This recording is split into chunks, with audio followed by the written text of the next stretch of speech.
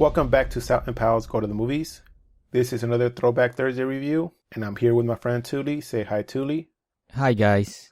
And today we're going to be reviewing The Shining. And just a fair warning, there's going to be spoilers up ahead, so you've been warned. The Shining is about a family who heads out to an isolated hotel for the winter, where a sinister presence influences the father into violence, while his psychic son sees horrific foreboding from both past and future. So let's go down the cast. We have Jack Nicholson playing Jack Torrance, Shelley Duvall playing Wendy Torrance, Danny Lloyd playing Danny, Scatman Crothers playing Halloran, Barry Nelson playing Oldman, Philip Stone playing Grady, Joe Turkel playing Lloyd, and we have the director Stanley Kubrick. And this movie is inspired, I say inspired for a reason, on Stephen King's novel, The Shining. Now, I picked this movie for the Halloween month, and the reason is for multiple purposes, but some of them that I'm going to mention is the director, the source, which it was based on, the pop culture impact that it had, even to this day. So with that, I'm going to begin my review with my pros and interesting facts that I saw in this movie. Like I said before, this movie was inspired by Stephen King's book, The Shining, but Stanley added a little bit more to it. The twins, the hedge maze, the bleeding elevator, and some of the quotes that are famous, such as "all work and no play make Jack a dull boy," and "here is Johnny," as everybody's familiar with those phrases. And even the ending is different, because in the book, Jack dies inside the boiler room explosion, while in the movie, he actually freezes to death. That's kind of a mirror image of the deaths. So as you can imagine, Stephen King was not a big fan of what Stanley Kubrick did to his novel. I would actually say that I enjoy the movie because of some of the aspects that Stanley Kubrick put inside of it versus the book, which I have not read, but I've read some chapters online comparing it to this movie. I'm saying that both of them work on their separate levels. I'm not saying one is better than the other, but I'm a big fan of Stanley Kubrick's movies. So I'm a fan basically of the idea of making the hotel seem as if it's a living organism. It makes it even more of a horror movie for me personally. What I mean by this is that things don't always make logical sense. The maze keeps changing, especially when we compare it to the miniature maze inside the hotel and the actual map that lays out the maze when you see it outside the entrance, and the actual path that Danny and Wendy take while they go inside the actual maze. Also, the main entrances to the maze moves during the movie. If that's not an element to get you interested in this movie, let's take it a step further and visit Jack's room in the hotel. This is a spatial impossibility. If you keep paying attention before you enter the room, you can see down the hall and it turns to the left to continue to other rooms. But then if you make a right turn, there's an exit. That's an emergency escape. You also notice doors along the side of the room in which Jack's room's positioned. So he'll have his door and a few doors down the hall, which to anybody seeing this would seem like they're other hotel rooms. So let's go inside. But wait, watch your step, because there's some steps as you go inside. Now,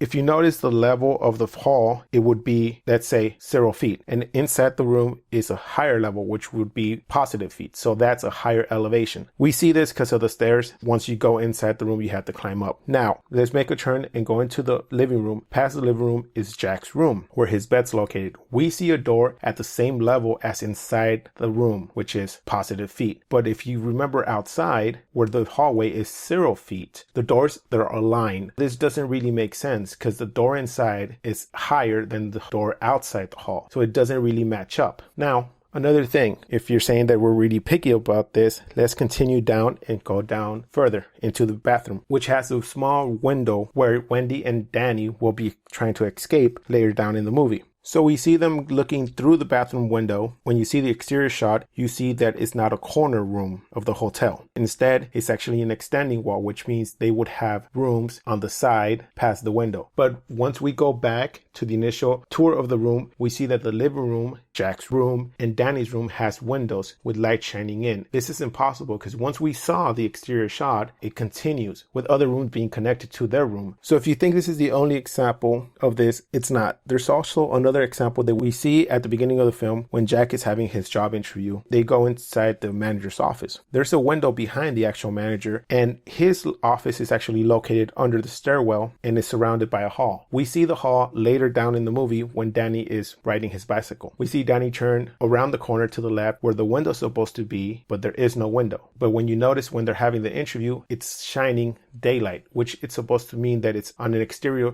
side of the wall. It seems like it's trying to make you confused and disoriented. A lot of people will say that this is a mistake, and because in most of the movies there are set designs that have flaws in them. But in this case, I will say no, it's not, because Stanley Kubrick always made plans and double checked the blueprints and signed them off and approved them. And if he didn't see something that was done to his specs, he would actually have the crew break down the set and make it up again. So for this, he is really known for being very, very picky about his sets in his movies. Now let's move on to my cons. One of my cons would be that the character Halloran, who actually says that he shares The Shining as Danny, his character is not developed past that point. I would love to see that his character get a backstory or basically be involved more in this particular story. We only see him that he goes in the hotel at the end of the movie and he gets killed right off the bat. So for me, that was not a very believable character. I really wanted to see more. And also the idea that was mentioned earlier in the movie that the hotel was developed on an Indian burial site. This seems to fit with a lot of Stephen King's novels where they talk about Native Americans or influence or rituals and stuff like that. So I would actually like that to actually be played a little more into this. And also how Jack died at the end of the movie. It was hinted that he actually joined the Golden Room as a member, but nothing more on Danny and Wendy. We only saw them right off, and this is kind of bugging me since we have the upcoming Doctor Sleep. I don't know if it's going to clear it up in the next movie, but even if we didn't have the new movie coming out, I would actually like them to actually touch upon what happened or where they're at the end. So with that, I'm going to pass it on to Touly and see how he saw this movie. So for me, despite this film coming out in 1980, I believe, I didn't catch this film way later, I would say into the early 2000s.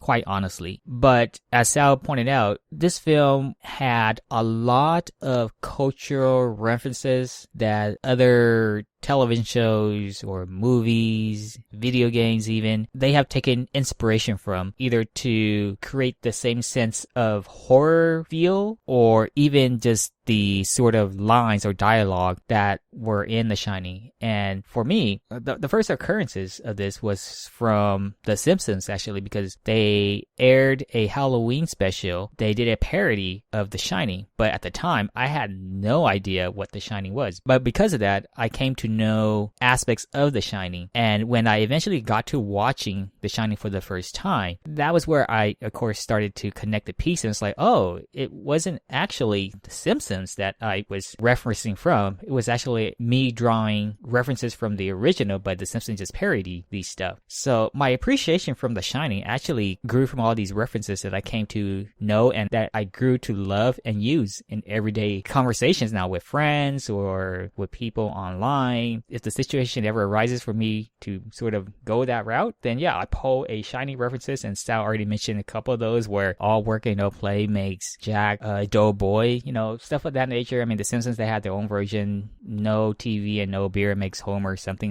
From the twins, come play with us, Danny. Forever, that sort of stuff. Room 237 with the old crazy lady in there. I mean, I say a lot of stuff when I'm talking to people. Like I said, I refer to a lot of this stuff in this film in just everyday conversation with people when I'm talking about movies or entertainment or just to have a laugh or whatever. I will always try to draw something from this film. I know we're talking about this film in terms of like Halloween month, seeing how it's October, but just from how much it has inspired me and how I sort of hold conversation with folks. Even if it wasn't a horror film, I feel like I would still use it in that retrospect. So yeah, kudos to the film for having such an impact on me without me initially realizing that I was actually using stuff from the film. I know I'm going on a tangent here in a way, but when I saw the film sort of get reimagined and recaptured in Ready Player One, I was in awe because it just kind of brought the whole nostalgic feeling back again when I saw it. And I was just really in the moment and enjoying what I saw in Ready Player One. So like I said, a lot of inspiration being taken from this film and being used in the other sources that I've come to watch. And I thought, personally, despite not having read the book either, which might be a good thing because I tend to grade things harsher if I compare it to its original source. But viewing the movie as its own standalone entity, most of the stuff I saw from, the characters of the film, how they sort of developed, and of course, mostly from Jack because we see him go through this transformation. I mean, I was on board. Like, I believed that this guy was losing his mind. And I think it also helped that Jack Nicholson played the role of Jack as well because it felt like this was his role to play. Like, when I saw him right at the start of the film, there was something about the way he talked or his mannerism that made me feel this guy might be a little crazy or a little on the aggressive side. Maybe it was the way he smiled at the time. I don't know. It was just something the way Jack played this character. I'm not talking about Jack Nicholson playing Jack. It was just something the way he played it that made me want to see more of him. And then, of course, they immediately introduced the shining ability for Danny, and I was intrigued by that too. It's like, how is this going to play into the film? And we saw how that played out later when he was talking to Halloran, and of course, we saw what happened to Halloran when he showed up at the lodge later. But still, it brought this whole sixth sense sort of idea into the film that made Danny's character have layers as well. And then Shelley Duvall, oh my gosh, she did a fabulous job at just portraying this sense of being scared. The infamous scene where Jack breaks through the door with the axe. Like, I was afraid for her. Like, the way she was screaming and stuff, like, it felt so raw and real. I was like, man, she did a fabulous job there portraying the character in that sort of mental state. And for a movie like this that was over 2 hours long, normally I would have an issue with it because my attention would sort of waver because I would want certain aspects of the film to hurry it up because maybe they're dragging. For the most part, I didn't feel that way at all. I was just like, the film just encapsulated me. I wanted to see what happened next to a particular character, and I was fine with the pacing. I would say that the only complaint that I have, which might not be that big of a complaint, I thought some of the transitions, because we got some fade out and fade back in sort of transitions in the film, like in order to sort of show you or to sort of indicate to you that some amount of time have passed by since their stay at the lodge. I wanted those scenes to be a little more natural, so I wish they wouldn't had relied on this fade in and fade out or this fade out transition too much. Like, I want to see more of their daily routines from like a weekly perspective, and then maybe go into the fade out into fade in, because then I'll get the sense of, oh, this is what they do on a Sunday or Monday or Tuesday, etc. But like I said, it's a minor complaint that I have. It's not too big. I still get what they're going for, so that's still a positive. But yeah, I'm just trying to pick out something negative to say, because it's difficult for me to picture any movie that I watch to being like a 10 out of 10 film, or as they say, a perfect film. So if there was something negative I had to say about the film, it would be that aspect of it. But other than that, I can't really think of anything really, really big that would say, oh, this was something that I didn't really like about the film. The intensity of the film, is slowly crept up. And then when we got to the third arc of the film, it really kicked in. And I mean, it had your adrenaline running. You were feeling this,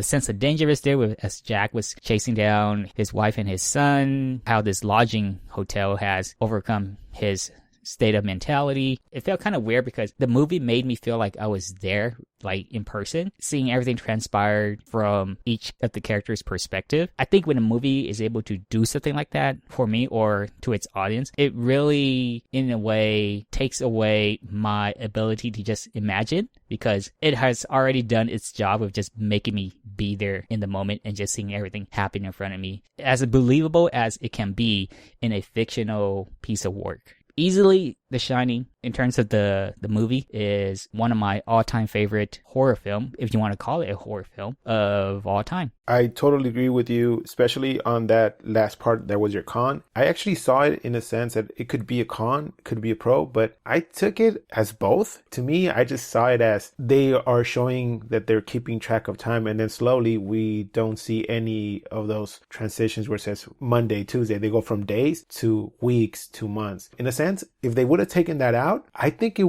would have still worked. The only emphasis that I get is that it's trying to show Jack's degradation of his character and going into insane mode. And to touch upon the scene that you mentioned where Wendy's in the bathroom and Jack's coming through with the axe, that scene, from what I read, is that they never told her that he was going to do that. They just told Jack, and Jack started chopping down the door. Stanley just kept on rolling. And another thing that's interesting is we've seen Stanley Kubrick, he directed Rosemary's Baby, and in that movie, he treated the main character, the actress Mia Farrow, as somebody who is below everybody, and that's that sense of that movie, that they're treated like second-class citizens. But he made it so much that she would be seen as a little girl, and they would actually grade her, give her stars. But in this movie, they took Wendy to a different level. They told her that she wasn't worth it. She wasn't a good actress and everything, just to get that image that we all know about the actress in this movie. The eyes that look like she's been crying and stuff. There's even stories from cast members that said that Stanley wouldn't start recording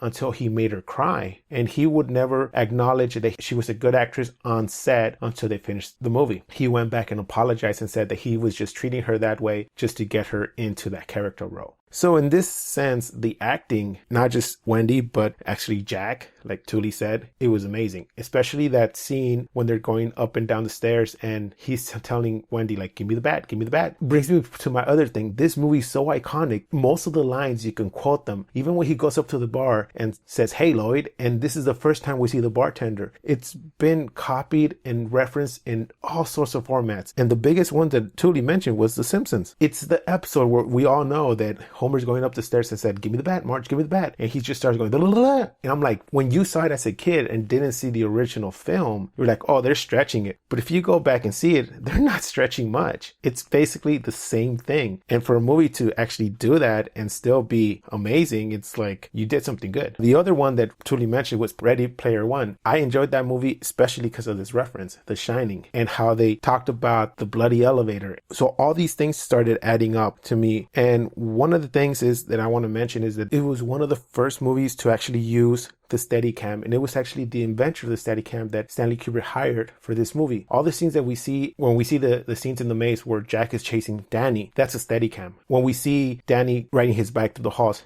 that's a Steadicam. And this is back in the day when this was the first model of a Steadicam that was built. And the guy who's using it in the film is the creator of the Steadicam. So to me, that's another thing, being a fan of movies and behind the scenes. It's amazing that I got to find this out. See how wonderful this movie is, not just because of the story, but because everything lines up visually, the stunning effects, the set design, and all the character costumes and everything. To me, it just adds this little thing, extra thing on the movie. It just layered pretty well. And this is a good build up for the upcoming movie, Dr. Sleep, because this is Stanley Kubrick's unending chapter. Just the way that we didn't see it conclude properly, I'm really hoping that the next movie takes it a little further and explains Wendy, Danny, and everything went through before and after this event. So with this, I'm going to throw it to Touly and see what his final grade for the movie was. So as I mentioned earlier, this is one of my favorite horror films of all time. And it's easily one that I can recommend to anybody who has not seen it. And just another add-on to what I have praised this film in terms of what they did right. Another aspect that I enjoyed a lot about this film was it didn't rely on the cheap jump scares. When a film relies more on the ambience of the environment, of its characters, to sort of dictate how an audience should feel in terms of being scared or afraid for a character, those are the sort of horror films that I gravitate more towards and enjoy watching. So as my final grade for this film, I'm going to look at it from a different perspective and say that the lowest score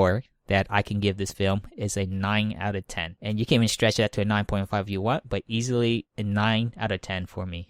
I also give it a 9 out of 10, a solid one. I'm going to add on to Touly's last comment that he did. The movie is great, and I think it does that scary element instead of the jump scare that I'm not even a fan of either. I think the music and the ambience and the visuals all come together perfectly to give you that sense of suspense, tense, or what's around the corner. And especially when Danny's writing, he's always turning a corner. So this is their version of a jump scare. It's not a literal jump scare, but it's playing with your mind. You're just not ready for what's around the corner. So this movie, to me, it's a wonderful work of art. If people don't like it, I understand everybody has their different tastes, but to me, it has so many layers, just like the hotel has so many floors. It's just incredible. Even rewatching it, I went to the theaters and rewatched it with the 4K screenings. It was amazing. Everybody there enjoyed it the same way I enjoy it when I'm at home. So this does it for this review of The Shining. Please join us next time where we're going to review The Silence of the Lambs.